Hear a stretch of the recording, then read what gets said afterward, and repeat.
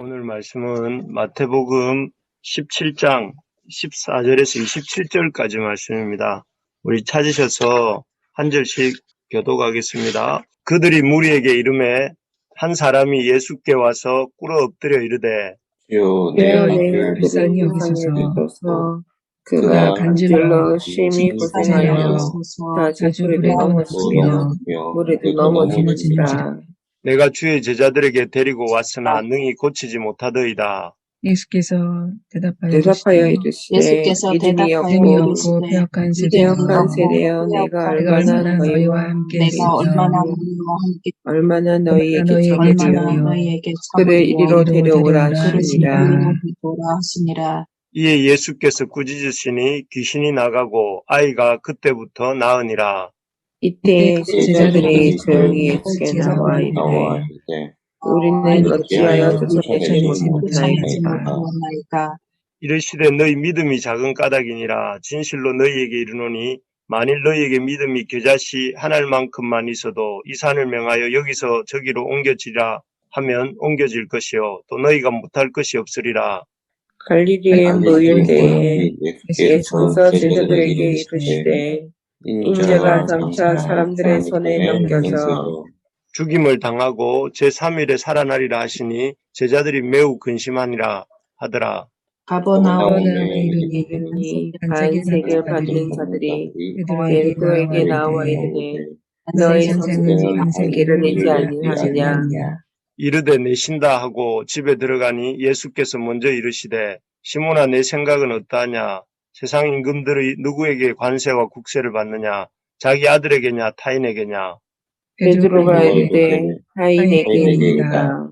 예수께서 이르시되 그렇다면 아들들은 세를 면하리라. 그러나 우리가 그들이 실족하지 않게 하기 위하여 내가 바다에 가서 낚시를 던져 먼저 오르는 고기를 가져 입을 열면 돈 한 세겔을 얻을 것이니 가져다가 나와 너를 위하여 주라 하시니라. 아멘. 아멘. 오늘 말씀은 일상을 살아내는 것이 진짜 믿음입니다. 이런 제목으로 말씀을 잠깐 나누겠습니다. 어제 우리 말씀, 새벽 말씀 기억나시는지 모르겠습니다. 어제 말씀은 예수님께서 변화산에서 그 얼굴과 육체가 해같이, 해가 빛나는 것 같이 놀랍게 변화되신 사건이었습니다. 그 사건을 통해서 예수님은 자신이 그 하나님의 아들이시다 하는 것과 또 예수님께서 그 구약의 율법과 선지자들, 그 모세와 엘리야로 대표되는 그런 구약의 율법과 선지자들의 약속대로 오신 분이시다 하는 것을 보여주셨죠. 이 놀라운 영광을 본 세 명의 제자들 베드로와 야고보와 요한은 그 산 정상에 영원히 이렇게 머물고 싶었죠. 그래서 베드로가 뭐라고 했죠? 내가 초막셋을 짓고 거기에서 하나는 모세를 위하여, 하나는 엘리야를 위하여, 하나는 주님을 위하여 짓고 거기에서 살자고 이렇게 주님께 말씀드리기도 합니다. 하지만 예수님께서는 그런 제자들을 이끌고 내려오셔서 나머지 제자들이 머물고 있는 곳으로 오신 이야기가 오늘 이야기입니다. 다시 한번 말씀드리지만 주님이 보여주시는 영성의 길은 영광의 정상에서 이렇게 머무는 삶이 아니라 내려오는 길, 또 낮아져서 섬기는 길입니다. 주님께서 이 기뻐하시는 삶은 어떤 하나님의 영광의 도취에서 어떤 세상과 격리된 삶을 사는 것이 아니라 일상의 현장에 들어가서 그 현장 속에서 그 주님의 본 영광을 가지고 낮아지고 섬기는 삶을 감당해내는 삶이 주님이 원하시는 삶이다 하는 것입니다. 바라는 것은 우리의 어떤 삶 속에 이러한 어떤 영광이 아니라 일상을 살아내는 낮아짐과 섬김의 영성이 있기를 소망합니다.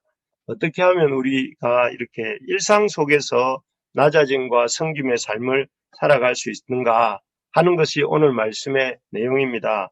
먼저는 이 겨자씨 하나일 만한 믿음이 있어야 된다. 주님이 이렇게 제자들에게 말씀하세요. 20절을 한번 같이 읽어봅시다. 20절 시작. 이르시되 너희 믿음이 작은 까닭이니라.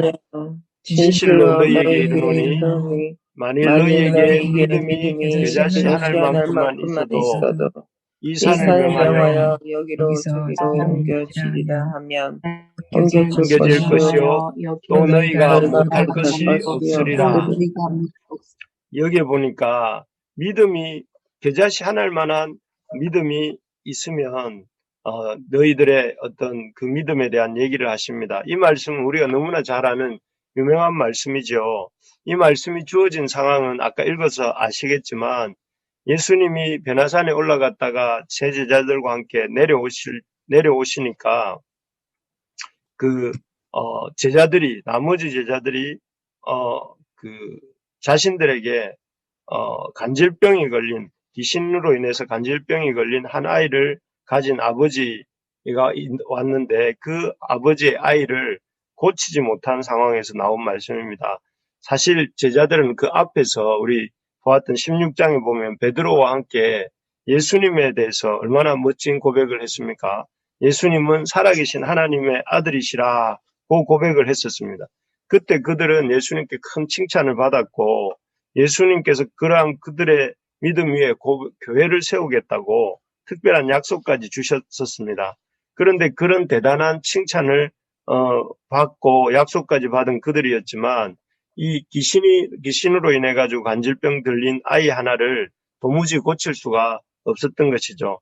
그래서 제자들은 아무 힘도 발휘할 수가 없었고 그 아이 아버지는 예수님을 보자마자 예수님께 그 아이를 데리고 왔고 예수님은 보란 듯이 그 아이에게 들린 귀신을 쫓아내시고 또 아이를 깨끗게 하셨습니다. 그리고 아까 주신 말씀이 아까 읽었던 20절 말씀이죠.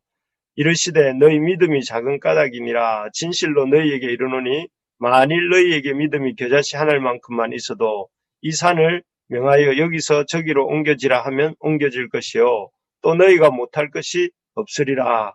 아멘. 아멘. 예, 여기에 보면 뭐라고 합니까? 뭐라고 말씀하십니까? 겨자씨 하늘만한 믿음이 있어도 산을 옮길 수 있다. 이렇게 말씀하시는데, 겨자씨는 그 지경이 1mm도 안 되는, 여러분 보신 적 있을 거예요.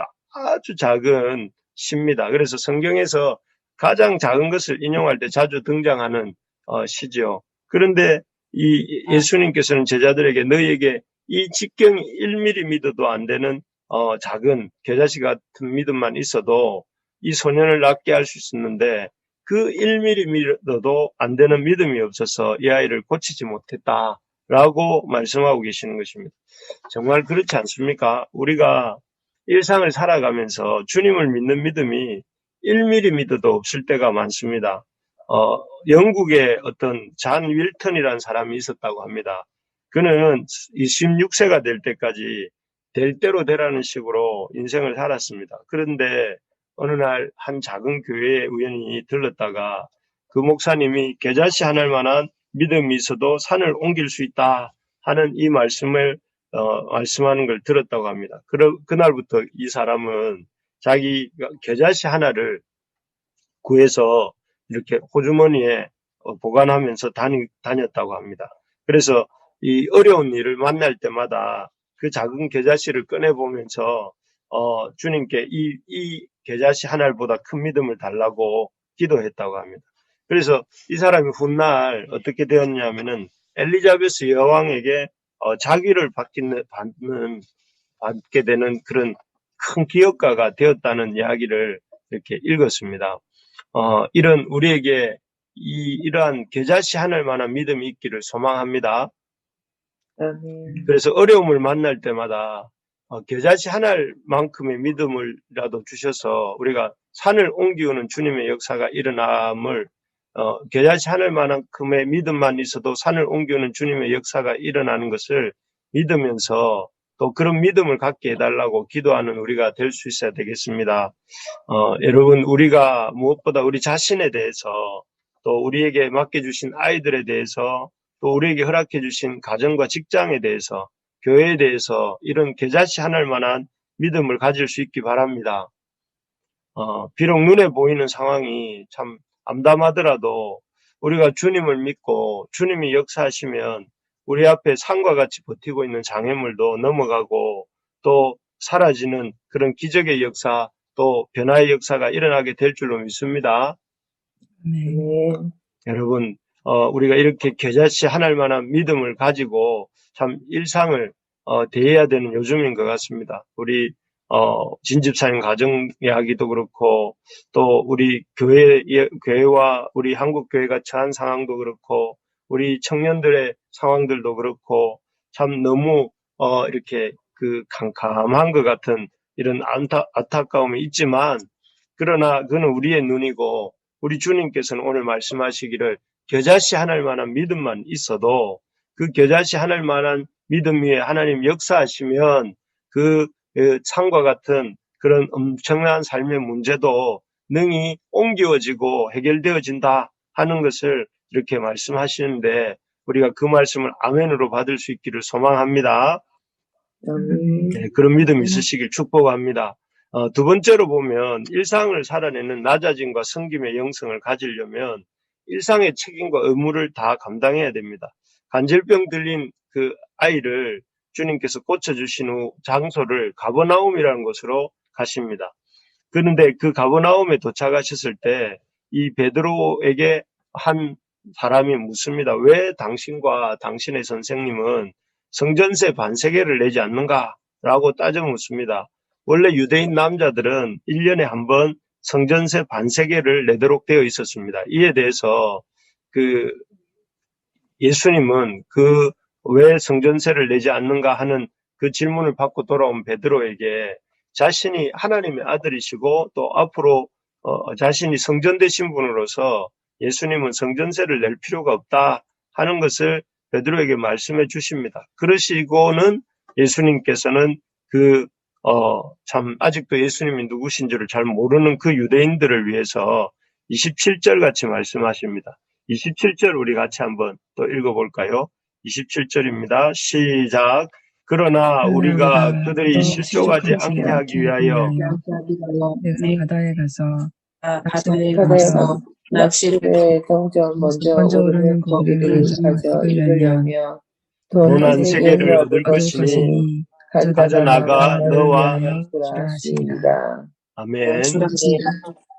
예, 여기까지 읽으면 여기에 보면 그 베드로에게 바다에 가서 낚시를 하고 또 그래서 고기가 잡히면 그 입을 열면 그곳에서 한 세겔이 나올 것이다. 그것을 베드로와 예수님을 위한 그 성전세로 내라고 말씀하셨고 또 그렇게 됩니다.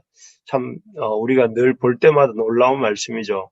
이를 통해서 참 예수님께서는 세상에 발을 딛고 살아가는 사람으로서 그 책임과 의무를 다하시는 주님의 모습을 볼 수가 있습니다. 예수님을 믿는다고 해서 우리가 구름 가운데 살아가는 사람이 돼서는 안 된다는 것이죠. 가정에서 또 직장에서 교회에서 일터에서 내게 주어진 책임과 역할을 다 소홀히 해서는 안 됩니다. 오히려 그 책임과 역할을 감당하기 위해 힘쓰고 애쓰고 더욱 노력해야 됩니다. 그렇게 할 때 우리를 통해 선한 영향력이 흘러가게 되는 것입니다. 힘들다고 뒤로 빼지 말고 삶의 모든 현장에서 우리가 맡은 역할과 책임을 힘을 다해 감당할 수 있기를 소망합니다. 그러려면 우리가 어떻게 해야 될까요?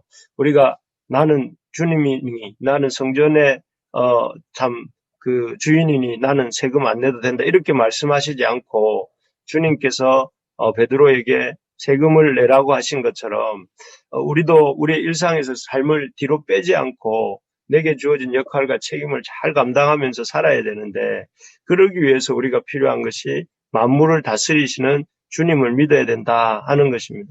그래서 27절에 아까 읽었지만 또 이렇게 한번 살펴보면 그 예수님께서 베드로에게 낚시하도록 하시고 또 입을 열면 돈 한 세겔이 나온다.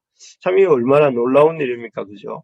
얼마나 어떻게 물고기가 돈 한 세겔에 돈을 물고 나올 것이라고 생각했겠습니까? 이건 아무도 생각할 수 없는 일이지만 하나님께서 만물을 다스리고 계시기 때문에 작은 물고기 한 마리도 다스리고 계시기 때문에 이런 일을 할 수 있으신 것입니다.